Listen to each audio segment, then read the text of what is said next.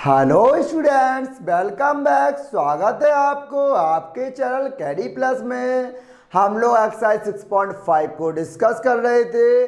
2 सवाल हो गए थे। चलिए 3 सवाल से स्टार्ट करें। देखिए, आकृति में ए बी सी डी एक समकोण त्रिभुज है। ये ए बी डी अगर ये समकोण त्रिभुज है तो आप कहेंगे ये पूरा कितना होगा, ये हमारा 90 हो जाएगा। जिसका कोण ए समकोण है तो ये समकोण है ना, तो 90 हो गया। और ए सी लंब है बी डी पर, जो हमारा ए सी जो लंब है बी डी पर, ये 90 दिया गया है। तो आप बताएंगे अगर ये 90 है तो ये भी 90 होगा। ठीक, तो दिखाइए कि ए बी स्क्वायर बराबर B C into B D. पहले हम इसको सिद्ध करेंगे, तीन और इसके पार्ट्स हैं, तीनों को सिद्ध करेंगे। देखो, सबसे पहले हम फर्स्ट पार्ट देखें, इसको करें प्रूव दैट। फर्स्ट करना है, फर्स्ट को देख रहे हैं हम। फर्स्ट प्रूव दैट, देखो सिद्ध करना ए बी स्क्वायर बराबर होगा B C into V D के। ठीक, अब हम ये कहें कि ए बी स्क्वायर को हम ऐसे तोड़ लें, A B into A B equal to B C into B D. इससे क्या दिक्कत होगी, अब एक ए बी यहाँ रखो, यहाँ बी सी लेके आ जाओ, बी डी यहाँ रखो, ए बी लेके आ जाओ। हमने इसलिए तोड़ा है कि आप ये समझ पाए हमें कौन कौन से त्रिभुज लेने हैं, कौन कौन सा त्रिभुज लें। देखो, ए बी और बी सी और बी डी ये तो दोनों में 2 बार है, तो ये तो कॉमन आ रहा होगा। बी सी और बी डी, देखो बी सी किस में है और बी डी किस में है। बी सी देखिए हम बी सी, हाँ बी सी ये वाला त्रिभुज लेना है हमें। और ए बी हमने कहा, इसलिए हमने कहा था ऐसा लिख लो, A B upon B C equal to V D upon A P. ये हमें इससे करने से हम इजीली तरीके से कर पाएंगे कौन कौन से त्रिभुज लें हम कहेंगे। देखो यहाँ से देखो, ए बी आ रहा है, बी सी दो भुजाएं ये आ रही हैं, तो हमारा मतलब एक त्रिभुज हमें ये लेना है, ये वाला त्रिभुज लेना। और दूसरा कौन है, ए बी और बी डी, मतलब ए बी और बी डी कौन सा है, ये पूरा त्रिभुज लेना है। समझ रहे हैं ना आप, ये पूरा त्रिभुज लेना है, ये बड़ा वाला। अगर हम इन दोनों त्रिभुज को समरूप दिखा दें, अगर इन दोनों त्रिभुज को समरूप दिखा दें, और हमें पता है कि समरूप जब 2 त्रिभुज समरूप होते तो उनकी संगत भुजाओं का अनुपात बराबर होता। तो देखो कैसे दिखाएंगे। सबसे पहले हमें देखो गिवन क्या है, कौन कौन से त्रिभुज में लें। त्रिभुज ए बी सी, त्रिभुज ए बी सी व ए बी डी, व त्रिभुज ए बी डी में। अब हमें आप बताएं कि क्या दिया गया है। आप कहेंगे एंगल बी सी ए, ये 90 होगा। ये कितना होगा, दिया नहीं गया था कि आपका आएगा लंब है और ये 90 है तो ये भी 90 होगा। तो हम लिखेंगे एंगल हमारा बी सी ए कितना है, 90 है। ये वाला है 90। अगर ये 90 इस एंगल में, और ये वाला भी देखिए, और एंगल कितना ए, एंगल ए कितना है, एंगल ए भी 90 है। देखिए आप ध्यान से, दूसरे वाले त्रिभुज में ए बी डी में ये भी क्या है, ये भी क्या है, 90 है। तो एंगल ए क्या हो गया, लिखेंगे क्या है, समकोण है, दोनों यहाँ 90 डिग्री है, 90 डिग्री है। ये दोनों के आपस में बराबर हो गए। मीन्स ये वाला एंगल सी इस ए के बराबर हो गया। अगर हम सेकंड एंगल और कोई कर दें तो क्या हो जाता है, तो आपको पता है 4 कसौटी है, angle angle angle angle angle, side side side, side angle side. अब ये वाला तो हमारा इसके बराबर हो गया। अब ये त्रिभुज देखिए आप, ए बी सी ये वाला और ए बी डी, तो आप कहेंगे इसमें बी वाला ये वाला, ये दोनों में क्या है, ओबाइनिस्ट है। देखो ए बी सी ये, और ए बी डी दोनों में क्या है, उभयनिष्ठ है। तो हम कहेंगे एंगल जो बी है हमारा वह एंगल इसमें दोनों में क्या है, उभयनिष्ठ है। क्या है, उभयनिष्ठ है। अब हमें ये बताइए, तब ये हो गया तो अब हम कह सकते हैं एंगल समरूपता कसौटी से त्रिभुज समरूप होंगे। एंगल समरूपता कसौटी से क्या होंगे, ये समरूप होंगे। तो देखो किस प्रकार समरूप होंगे, ये बात हमें ध्यान से देखना है। समरूप होंगे, देखो इसकी हाइपरटेनियस जो होगी, जो छोटे वाले त्रिभुज एबीसी की हाइपरटेनियस होगी वही ए बी डी की होनी चाहिए, और जो इस ए बी सी का बेस होगा वो ए बी डी का होना चाहिए, और जो ए बी डी का परपेंडिकुलर लंब होगा वो ए बी डी का होना चाहिए। तो देखो हम कैसे करेंगे, यहाँ समझे हम कैसे करेंगे, कौन कौन से समरूप हैं। इसमें देखो एंगल क्या है, सी है ना, और इसमें एंगल सी और इसका एंगल ए है। तो देखो हम इस प्रकार लिख दें, अभी हम लिख दें त्रिभुज ए बी सी समरूप है त्रिभुज ए बी डी के। ये समरूप तो हैं, लेकिन इनकी भुजाओं का अनुपात किस रूप में बराबर होगा, ये देखिए। हमने कहा कि इसकी हाइपरटेनियस छोटे वाले की बड़े के बराबर हो, और इसका बेस इसके बराबर हो, और इसका लंब इसके बराबर हो। तो देखो कैसे करेंगे, हम आपको मेथड बता रहे हैं दो, जो आपको अगर अच्छा लगे वो आप अप्लाई करें। देखो ये वाला 90 है, आपको पता है जब दो त्रिभुज समरूप होते हैं तो उनकी संगत भुजाओं का अनुपात क्या होता है, उनकी संगत भुजाओं का अनुपात बराबर होता। तो देखो एंगल सी है ना, एंगल 90 है, क्या है 90, ये वाला हमारा इसकी बराबर आया था, आपको पता। तो देखो एंगल सी के सामने की भुजा कौन है, ए बी, और एंगल 90 के सामने की भुजा कौन है, बी डी। ये आपस में क्या होंगी, बराबर होंगी। तो हम कहेंगे A B upon B D का अनुपात, इनकी संगत भुजाओं का अनुपात बराबर होगा। और दूसरा देखेंगे हम, ये बी उभयनिष्ठ था हमारा, हाँ ठीक था। तो V के सामने का छोटे वाले में कौन सा है, तो कहेंगे ये है AC है, तो AC है AC। और बड़े वाले में देखेंगे कौन सा है, तो बड़े वाले में कहेंगे है AD। क्या है AD, तो AD। अब एक लाइन हमारे पास बची है, कौन कौन सी लाइन ले चुके हैं हम देखो हम ये वाली लाइन ले चुके हैं, इसमें ये वाली ले चुके हैं। कौन सी बची है हमारी, BC बची है, तो बची हुई लाइन लिख दो BC। और इस वाले त्रिभुज में हमारी बड़े वाले में कौन कौन हो चुकी है, तो आप कहेंगे कि ये वाली हम ले चुके हैं और ये वाली ले चुके हैं, बची है AB। तो क्या लिख दें, AB लिख दें। ये क्या होंगे, इनकी संगत भुजाओं का अनुपात बराबर होगा। अब हम क्वेश्चन की ओर देखें, हमें AB² BC और BD लेके आना है। तो ऐसे अनुपात को ले जिसमें AB आ रहा हो, तो AB इसमें है, इसमें, तो हम सिर्फ इन दोनों का अनुपात ले लें, हमें इनसे काम, हमारा आंसर आ जाएगा। हम इसको इन दोनों को ले लेंगे, हम ले लेंगे AB बटे BD बराबर होगा BC अपॉन AC के, AB के, सॉरी।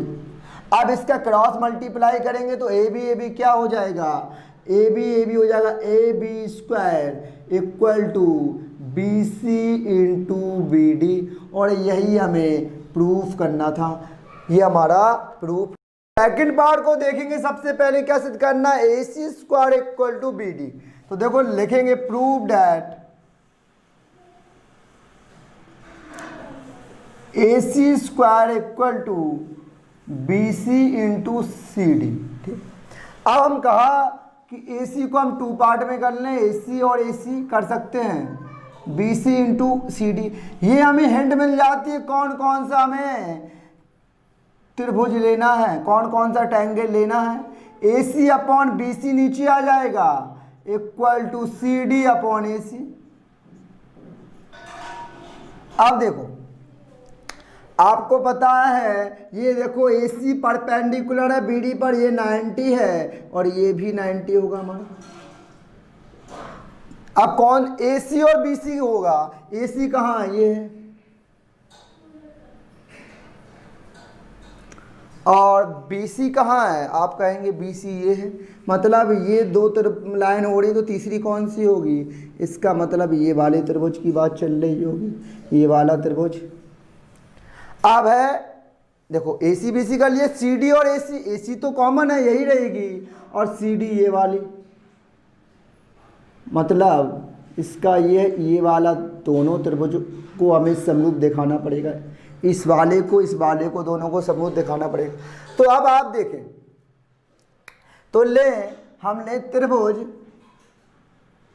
ABC व ABC और ACD में व त्रिभुज ACD में।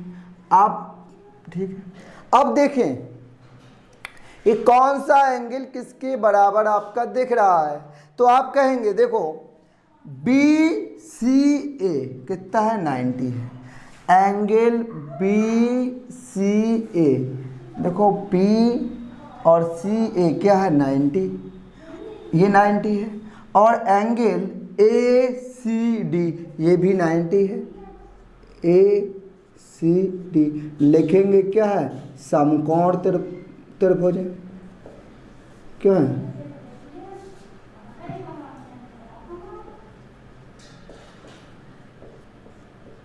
समकोण त्रिभुज है, समकोण है तो समझ लीजिए आप, ठीक है। अब ये वाला आपने समकोण त्रिभुज दिखा दिया। अब दूसरा एंगल और बराबर हो जाए हमें, तो दूसरा एंगल कैसे बराबर करेंगे? तो देखें आप ये मान लें, ये अगर हम इसको ये मान लें तो हो जाएगा। अगर इसको ये मान लें, इसको अगर हम एंगल मान लो 1 है, और ये हमारा एंगल 2 है, और ये एंगल इसको इतना सिर्फ छोटा, इसको एंगल 3 है, और ये एंगल 4 है, एंगल 4 है, ठीक। अब इससे देखें हम कि अगर ये हमारा 90 दिया गया है, ये पूरा 90 था हमारा, ये पूरा देखें। अब एंगल जो 3 + 4, एंगल जो 3 और +4 की वैल्यू होगी वो एंगल कितने के बराबर होगी? कहेंगे 90 के बराबर। ये पूरा राइट एंगल है, ठीक। अब त्रिभुज इतना देखें ABC, त्रिभुज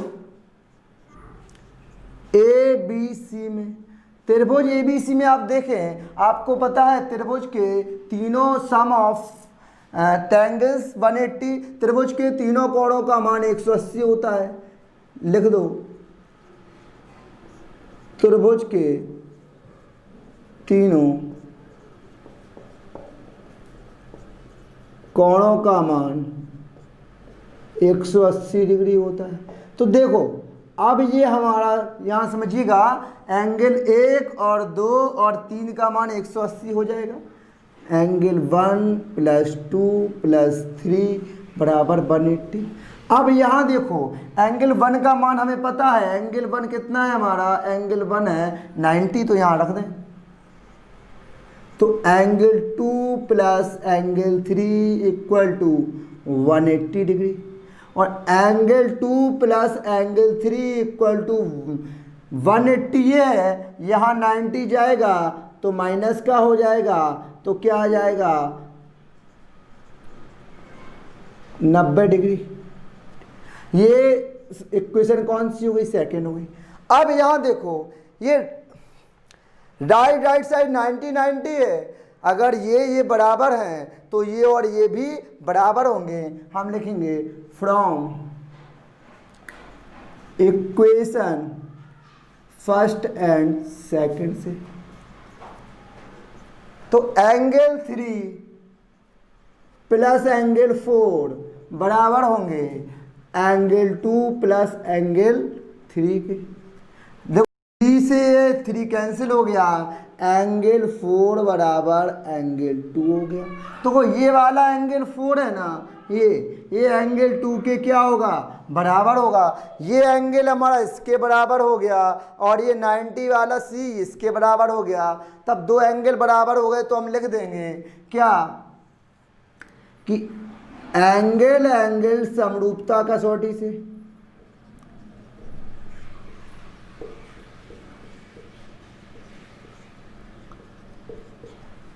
त्रिभुज हमारा ए बी सी समरूप होगा ए सी डी के।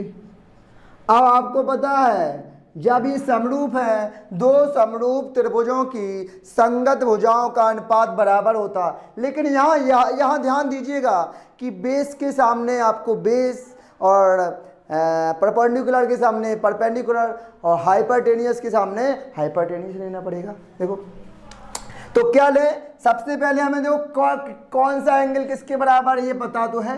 90 डिग्री कौन सा है हमारा, ये है, यही है ना। ये इसके सामने की भुजा कौन है, ए बी, हम लिख ले ए बी। दूसरा हमारा 90 डिग्री कौन किसके बराबर, ये वाला एंगल था, इसके सामने की भुजा क्या है, ए डी, लिख दें ए डी। ठीक है ना। अब देखें ये 2 वाला 4 के बराबर, 2 है, 2 के सामने की भुजा ए सी। अब ये 4 है, इस 4 के सामने की भुजा सी डी। अब बची कौन सी लाइन है हमारी इस त्रिभुज में, देखो हम ये वाली लाइन देखो ये ले चुके हैं, ये ले चुके हैं, बचे कौन सी है, बी सी, बी सी बची।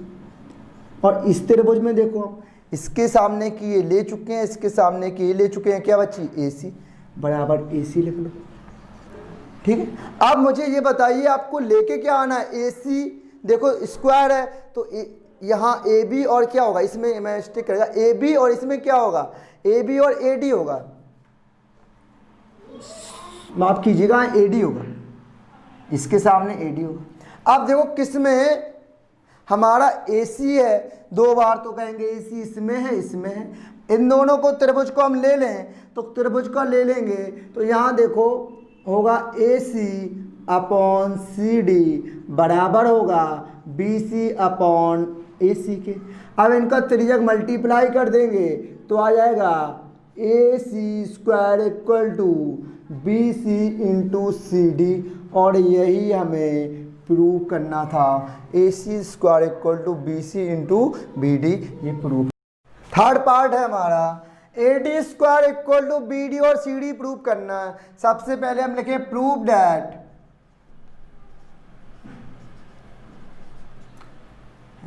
ए D square equal to B D और सी डी। तो इसको हम ऐसे लिख सकते हैं A D into A D बराबर B D into C D. A D यही रहेगा, बी डी अपॉन में लेके आ जाएं, B D equal to C D upon A D. इससे हमें ये पता चल जाता है हमें कौन कौन से त्रिभुज लेने हैं। ए डी तो ए डी हमें ये वाला लेना पड़ेगा upon B D. B D क्या है, ये पूरा,